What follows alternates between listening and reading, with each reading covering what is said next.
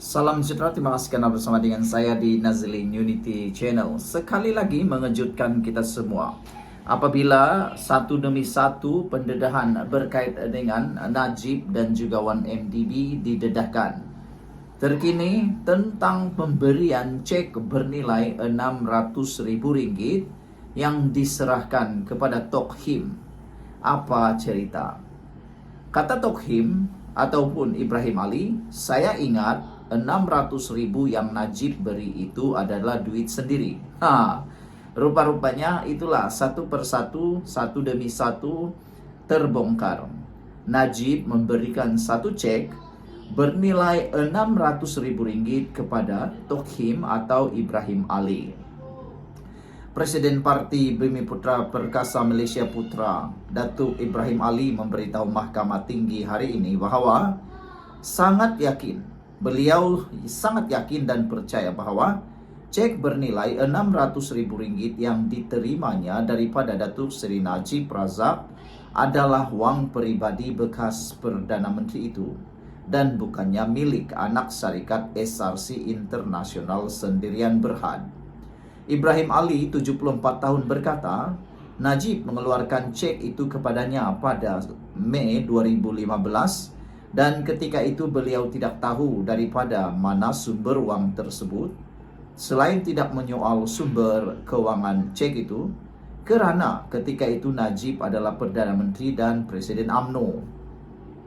Setelah saya kalah dalam pilihan raya umum ke-13 pada tahun 2013, saya hanya berdiam diri dan kecewa kerana telah banyak mengeluarkan belanja sendiri semasa menjadi ahli parlimen bebas selepas PRU ke-12 dan semasa bertanding sebagai calon bebas pada PRU ke-13. Selepas hampir 2 tahun, saya telah memohon untuk bertemu Datuk Seri Najib dan temu janji tersebut ditetapkan pada 4 Mei 2015 di Pejabat Perdana Menteri di Putrajaya. Ketika perjumpaan itu, saya meluahkan kepada beliau, kepada Najib, mengenai pengorbanan saya dan menjadi ahli parlimen Mesra Barisan Nasional BN selepas kemenangan saya dalam PRU 12, kata beliau lagi. Saksi keempat SRC itu berkata demikian ketika disoal siasat atau disoal balas oleh Peguam Muhammad Syahrul Fazli Kamarul Zaman mewakili UMNO pada perbicaraan kes saman yang difailkan oleh SRC dan 2 anak syarikatnya, Gandingan Menteri Sendirian Berhad dan Jendela Pinggiran Sendirian Berhad terhadap UMNO dan UMNO Selangor pada Mei 2021. Menurut Ibrahim lagi, pada pertemuan itu beliau memaklumkan kepada Najib bahawa walaupun menerima bantuan projek-projek kecil dari kerajaan pusat, beliau telah mengeluarkan perbelanjaan sendiri bagi menampung program serta aktiviti di Parlimen Pasir Mas, termasuk bantuan pendidikan, kebajikan, banjir selain melaksanakan pelbagai projek infrastruktur. Begitu juga semasa bertanding pada PRU ke-13, saya tidak mempunyai cukup perbelanjaan dan terpaksa menggunakan kad kredit untuk membiayai program-program kebajikan rakyat, kata Ibrahim lagi. Ibrahim berkata setelah mendengar rintihannya, Najib telah mengangguk-angguk sebagai tanda simpati atas beban yang ditanggungnya dan Najib berkata, saya bantulah setakat apa yang boleh. Najib kemudian mengeluarkan sekeping cek bernilai Rp600.000 atas nama saya, kata Ibrahim Ali. Saya menganggap ini sebagai sumbangan daripada Perdana Menteri kepada saya untuk mengganti atau membayar balik apa-apa perbelanjaan yang saya telah keluarkan dan juga untuk menyelesaikan hutang-hutang saya, katanya sambil menambah. Beliau hanya mengetahui sumber wang itu sekitar tahun 2021 melalui laporan Edge. Sekian dulu untuk kali ini, jangan lupa tinggalkan komen Anda, sila tekan butang subscribe dan saudara-saudara sekalian, di dalam pendedahan itu juga Muhammad Syahrul bertanya, Datuk, sekarang Datuk tahu bahawa duit itu adalah duit kotor dan milik SRC. Bolehkah Datuk memulangkan duit itu kepada SRC? Ibrahim Ali menjawab, macam mana saya nak pulangkan? Saya dah habis gunakan duit itu. Ketika itu saya anggap duit itu dari Najib sendiri, katanya.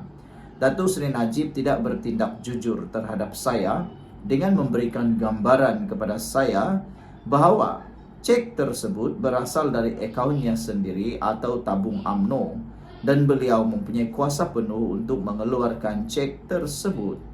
Beliau sengaja mengeluarkan cek dari akaun yang dihaskan untuk tujuan CSR kepada saya secara tidak sah, dengan mengetahui atau sepatutnya mengetahui bahawa wang yang diberikan kepada saya bukanlah untuk tujuan CSR.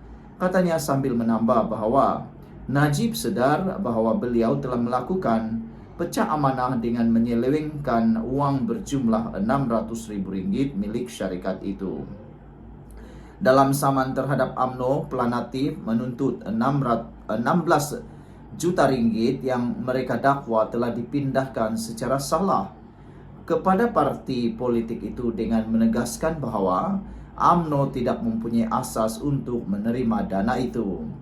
Saman kedua melibatkan tuntutan sebanyak 3,5 juta terhadap Badan Perhubungan UMNO Selangor yang juga didakwa telah menerima dana tersebut.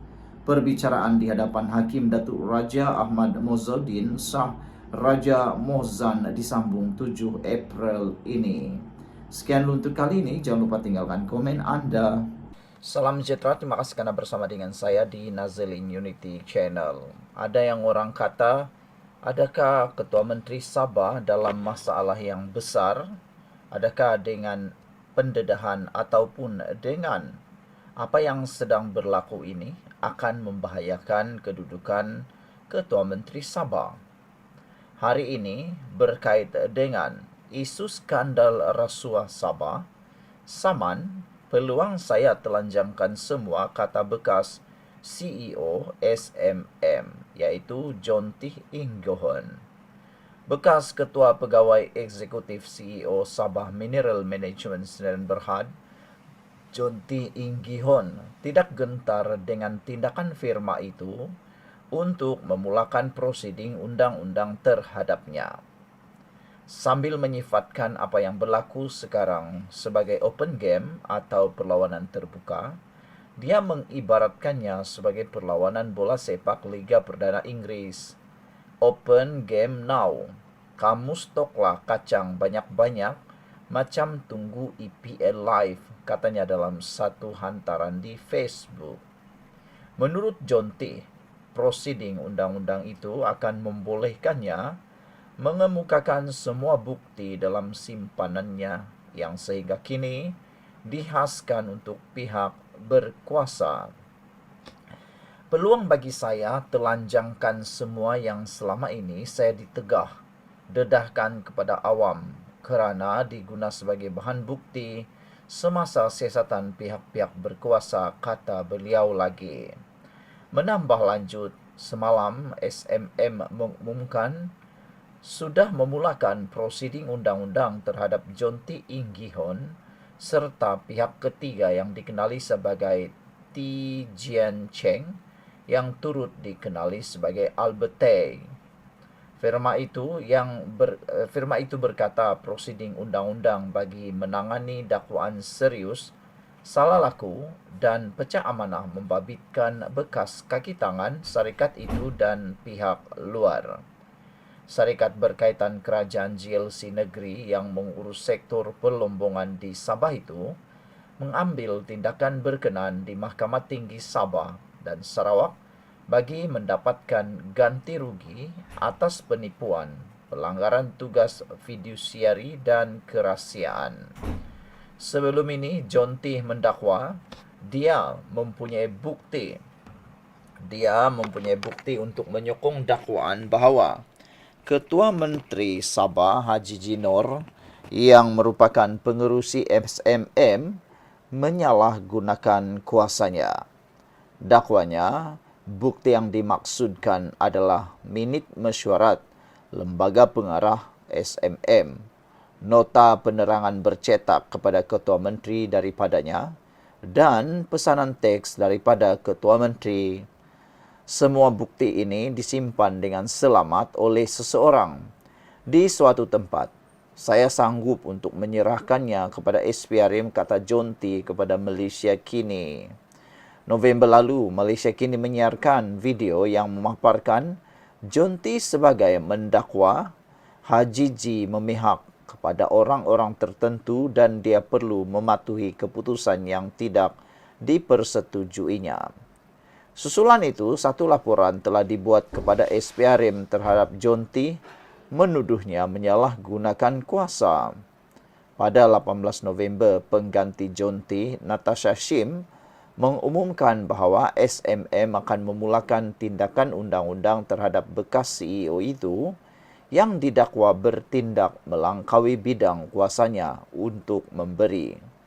Pada 4 Disember, John T yang menafikan dakwaan itu mengulangi dia mempunyai bukti untuk menyokong tuntutannya terhadap Ketua Menteri dan penggantinya.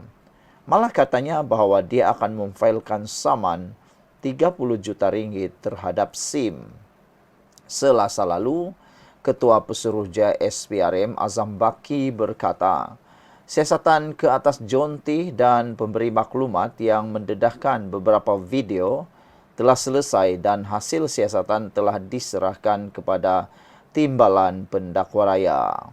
Wow, ini satu pendedahan yang mana macam perlawanan bola sepak, open game lah sekarang, kata bekas CEO SMM iaitu John T Inggihon. Kata beliau, saman sajalah peluang saya untuk telanjangkan semua, dan beliau kata beliau menyifatkan itu perlawanan terbuka dan mengibaratkannya seperti perlawanan bola sepak. Dan menurut beliau, Presiden undang-undang itu akan membolehkannya untuk mengemukakan semua bukti dalam simpanannya yang sehingga kini dihaskan untuk pihak berkuasa. Peluang bagi saya telanjangkan semua yang selama ini saya ditegah dedahkan kepada awam kerana digunakan sebagai bahan bukti semasa siasatan pihak-pihak berkuasa, kata beliau lagi.